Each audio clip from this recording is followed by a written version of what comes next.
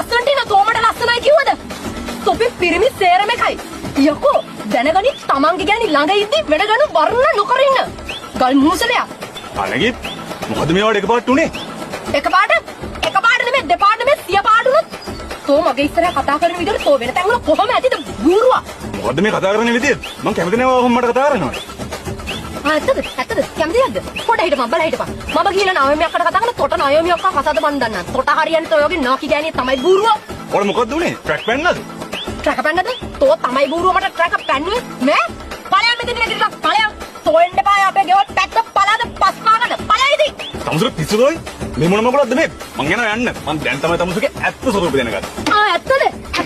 ඔබ දැනගත්තද මගේ ඇත්ත ස්වරූපේ? අනේ යකෝ තෝගේ ඇත්ත ස්වරූපය දැන් තමයි දැනගත්තේ. තොට ගෑනු කී දෙනෙක් ඉන්නද? තොට ගෑනු කී දෙනෙක් මැසේජ් කරාද? ඒක තමයි අර ගෑනු මට මැසේජ් කරලා කිව්වේ. අනේ නිකන් ඵලයන් යකෝ යන්න තෝ හිතුවද මට මිනිහෙක් හොයාගන්න බෑ කියලා. තෝ විතරද ඉන්නේ? අම්මා මහලකු හැන්ඩියනේ මට තෝත් එක්ක ඉන්න.